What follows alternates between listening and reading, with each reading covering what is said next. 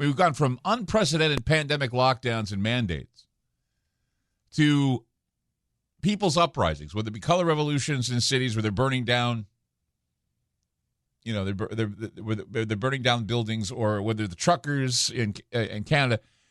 We've got soaring inflation, gas prices going through the roof, wars and rumors of wars. But it seems as though that, after the impassioned, I say that in quotes, speech about the New World Order, it looks like, Biden is telling us that there's even something bigger that most likely we're going to be hit with. I mean, what could be bigger than a global pandemic and a raging world war? Well, the Biden White House gave us a clue yesterday when it issued a press release titled Statement by President Biden on Our Nation's Cybersecurity. Biden also spoke on the issue. Here's a clip.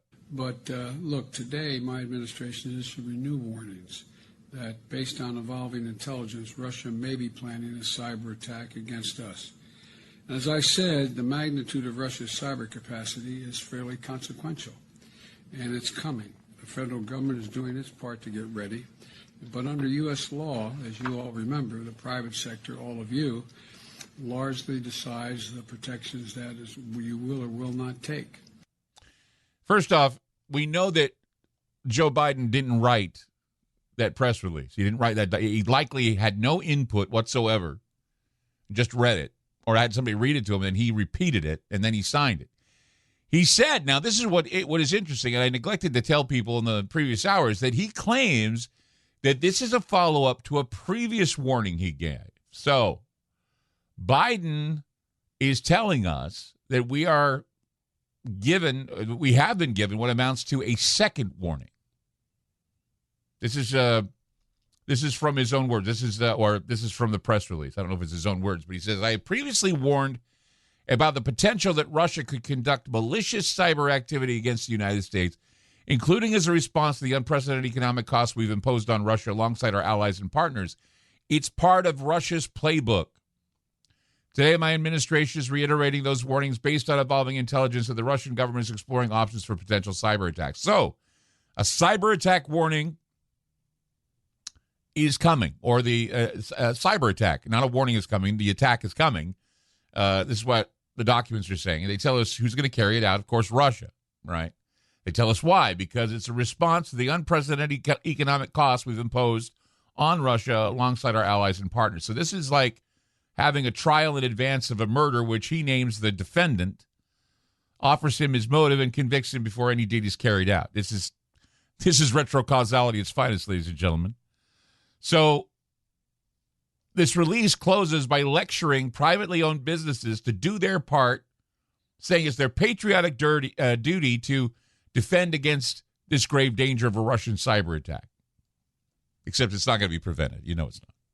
I mean, you can see how when the cyber attack occurs, it can be blamed on the small businesses, it can be hidden in the banks, the credit unions.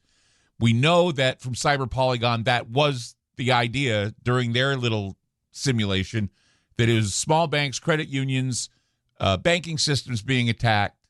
And then with Plan X, which was DARPA's little offensive cyber attack real-time drill, it was nuclear power plants and chemical plants.